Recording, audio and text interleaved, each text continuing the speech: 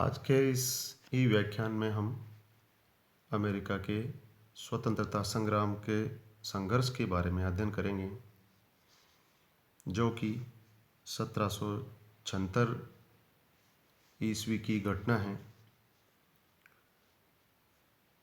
जैसा कि आपको विदित है कि अमेरिका 18वीं शताब्दी के पूर्वार्ध में ग्रेट ब्रिटेन के अधीन था। यह भी ग्रेट ब्रिटेन का एक उपनिवेश था,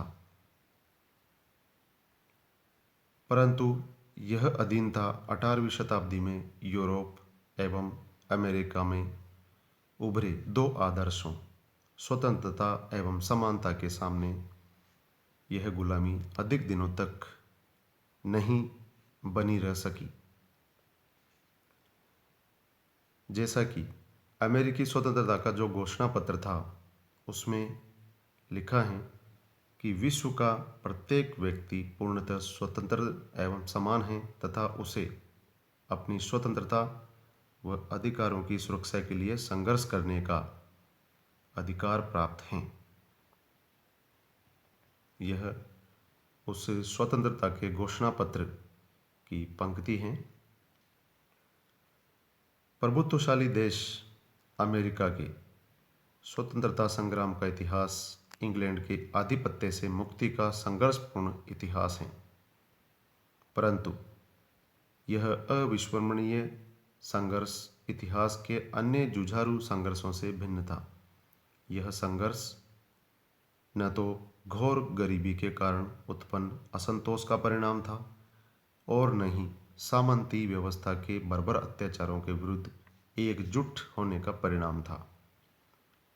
वस्तुतः यह शानदार संघर्ष अमेरिकी उपनिवेशों द्वारा इंग्लैंड की इच्छा के विरुद्ध स्वतंत्रता कायम करने के लिए तथा इंग्लैंड द्वारा अपनाई गई कठोर औपनिवेशिक नीति के विरुद्ध एक संघर्ष था।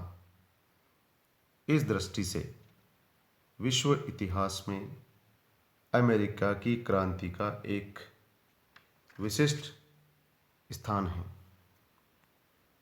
तो सबसे पहले हम बात करते हैं अमेरिकी क्रांति के कारणों की, जिनमें सबसे पहले आता है अभिवर्ती तथा सिद्धांत।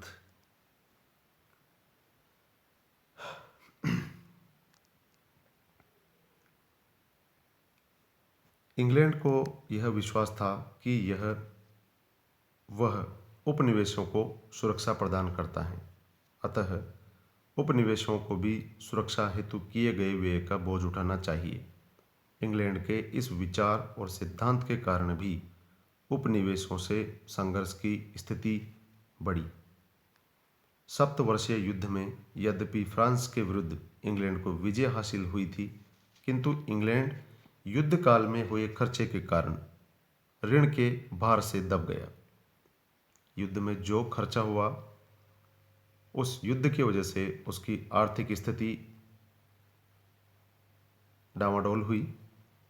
एक तथ्य यह भी है कि उपनिवेशों पर होने वाला खर्च भी बढ़ गया। उपनिवेशों में क्रांति से पूर्व होने वाला नियमित प्रशासनिक खर्चे पिछले 15 वर्षों की अपेक्षा 5 गुना हो गया। इंग्लैंड की संसद में भी यह मांग की जा रही थी कि राजकीय ऋण को चुकाया जाए, जनता पर से कर भार कम किया जाए तथा उपनिवेशों को विवश किया जाए कि वे भी साम्राज्य संबंधी प्रशासन व सुरक्षा के व्यय में हाथ बटाएं। यह भी कहा गया कि युद्ध काल में उपनिवेशवासियों ने व्यापार नियमों का उल्लंघन किया और शत्रुओं से व्यापार करते रहे। इस सब के विपरीत उपनिवेशवासी यह मानकर चल रहे थे कि इंग्लैंड अपनी नीतियों से केवल अपने साम्राज्यवादी हितों की रक्षा कर रहा है।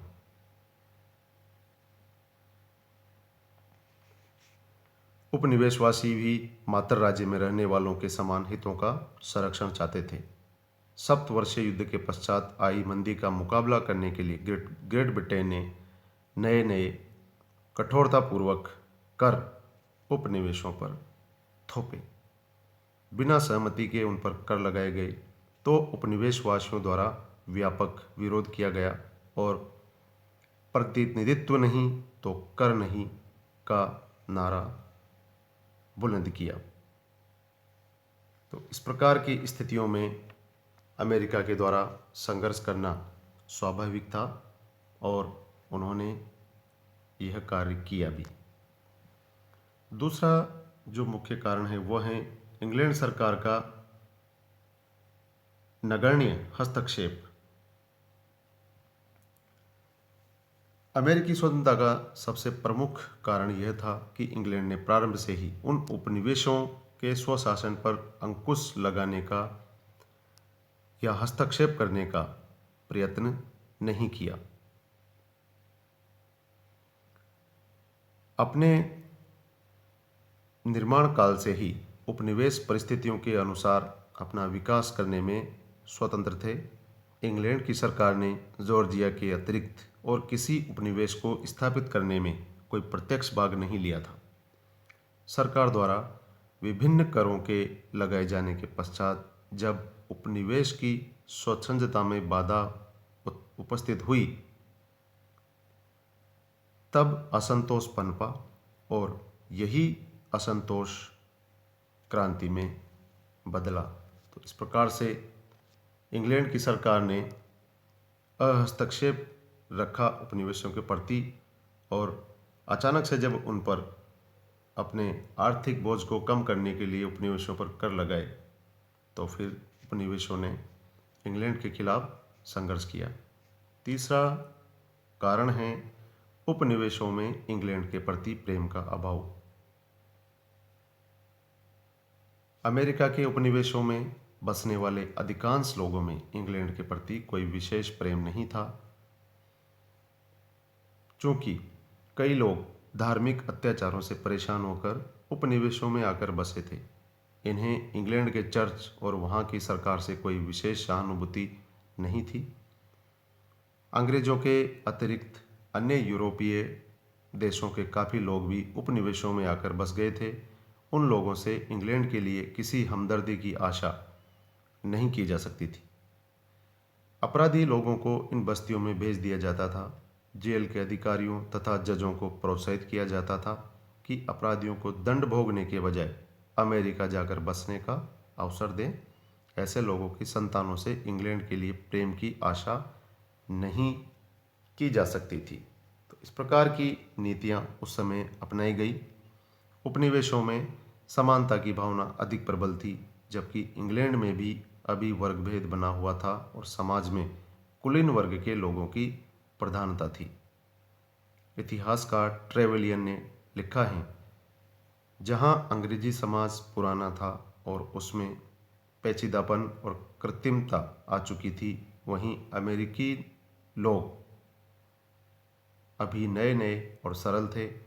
उन्होंने अपनी सारी पूर्ण धारणाओं और रीति रिवाजों को त्याग कर एक नया जीवन अपनाया था और अब वे अमेरिकी बन गए थे।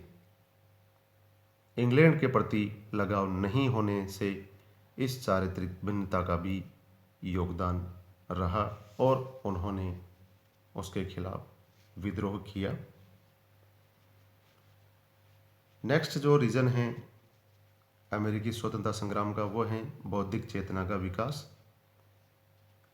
अमेरिकी उपनिवेशों में जीवन के स्थायित्व के साथ बौद्धिक चेतना का भी विकास हुआ। बौद्धिक चेतना के विकास में शिक्षा, पत्रकारिता एवं विचारकों ने विशेष योगदान दिया। शिक्षा के क्षेत्र में इन उपनिवेशों में सबसे अग्रणी उपनिवेश था पेंसिल्वेनिया, जहां क्वेकर समुदाय के द्वारा बच्चों की शिक्षण संस्थाएं चर्च की देखरेख में स्थापित की गई। बेंजामिन फ्रैंकलिन ने एक विचार केंद्र की स्थापना की, जो बाद में अमेरिकन फिलोसॉफिकल सोसाइटी के नाम से विख्यात हुआ।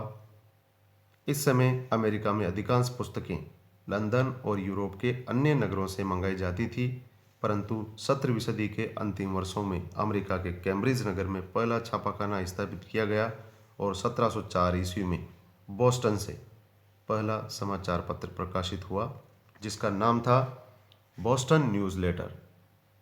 यह पत्र बहुत ही निर्भीक था और स्वतंत्रता के प्रारंभ तक प्रकाशित होता रहा। तो इस प्रकार की बौद्धिक चेतना के विकास ने अमेरिकी क्रांति को जन्म दिया और उन्होंने स्वतंत्रता तथा समानता के लिए संघर्ष किया। दोषपूर्ण शासन व्यवस्था ये भी अमेरिकन क्रांति का कारण था।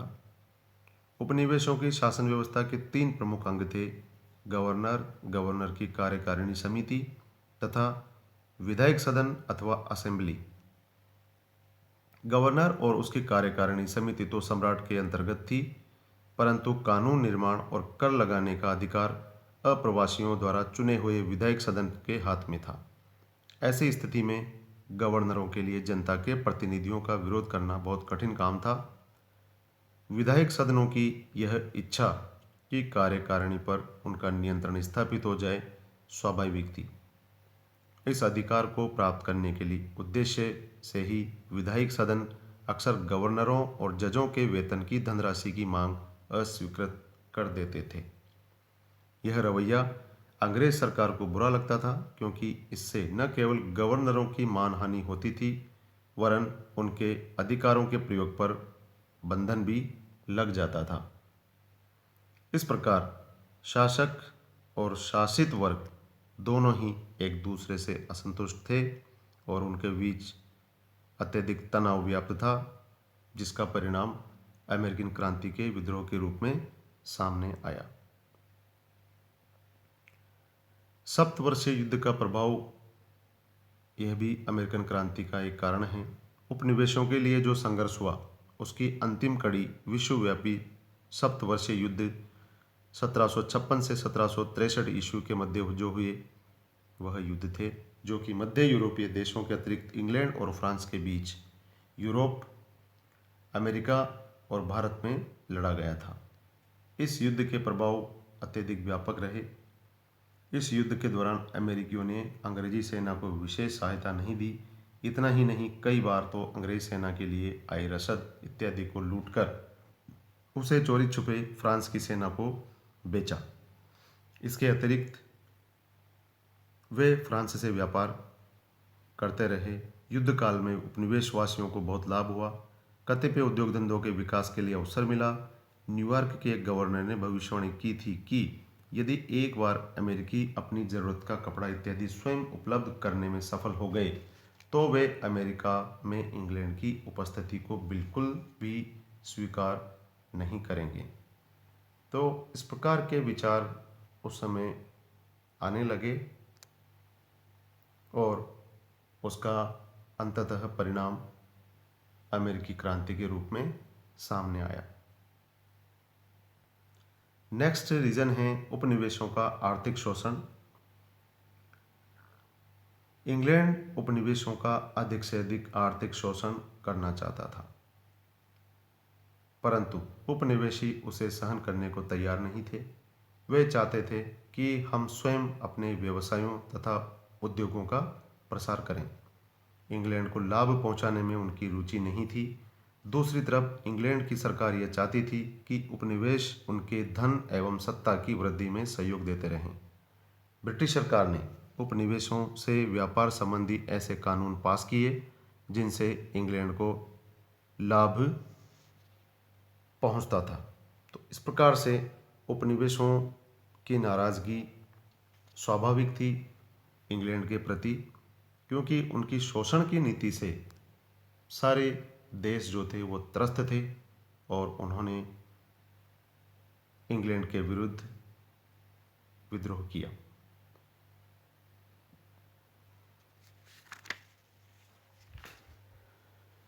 उपनिवेशों के ऊपर अत्यधिक कर लगाने की जो नीति थी, उस कठोर नीति की वजह से यह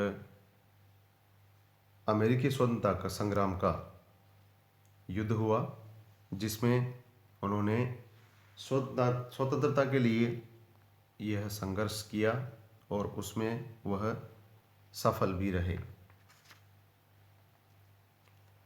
अंत में हम बात करते हैं इसके तात्कालिक कारण की, अमेरिकी स्वतंत्रता संग्राम के। जिसमें लॉर्ड नॉर्थ की जो चाय नीति थी उसके बारे में हम बात करेंगे। टाउनसेंड शुल्कों को हटा लिए जाने के बाद उपनिवेशवासियों में आंतरिक मतभेद पैदा हो गया। अभी भी अमेरिका में इंग्लैंड के प्रति काफ़ी सद्भावना थी, विशेषकर धनिक वर्गों में। वे स्वतंत्रता के समर्थकों की ओर से कराई गई गठबंदियों, दंगों तथा बहिष्कार के विरुद्ध थे, क्योंकि इन सब से उनके व्यापारिक हितों को हानि पहुंचती थी। तो इस वजह से धनिक वर्ग जो था उसकी सहानुभूति इंग्लैंड के प्रति अभी भी विद्यमान थी। साधारण अमेरिकी को भी इंग्लैंड से पूर्ण स्वतंत्र होने से ज़्यादा दिलचस्पी नहीं थी। वह तो केवल यह चाहता था कि अपने खेत या दुकान पर आज़ादी से काम करे। परंतु देशभक्तों तथा अतिवादियों का एक अल्प वर्ग विवाद को जीवित रखना चाहता था। उनका कहना था कि जब तक चाय पर कर रहेगा, उपनिवेशवासियों पर इंग्लैंड की संसद के अधिकार का सिद्धांत बना रहेगा और उसकी आड़ में भविष्य में कभी इस सिद्धांत का पूर्ण प्रयोग किया जा सकेगा। अतः उपनिवेशों की स्वतंत्रता के लिए इस घातक सिद्धांत का डटकर विरोध करना चाहिए। और संयोग से इन उग्र राष्ट्रवादियों को सैमुअल एडम्स जैसा आदर्श नेता उस समय मिला, जिसमें साहस और कुशाग्र बुद्धि भी थी। उसकी वाक्य शैली सुस्पष्ट और निष्कपट थी। उसके लेख विश्वासप्रद होते थे और भाषा प्रभावशाली। इसका मुख्य उद्देश्य अमेरिकी लोगों को अपने महत्व का आभास कराना और उन्हें आंदोलन के लिए जागृत करना था। इसके लिए उसने लेखों तथा भाषणों का सहारा लिया। उसने अंग्रेज विरोधी 40 लेख लिखे। उसके प्रस्ताव पर पत्र व्यवहार समितियों का गठन हुआ। सबसे पहले बोस्टन में नवंबर 1772 ईस्वी में पत्र व्यवहार समिति का गठन हुआ। सैमुअल जनता की रोषाग्नि को तब तक दहकाता रहा जब तक अंग्रेज सरकार की एक भारी भूल ने उसे प्रज्वलित नहीं कर दिया।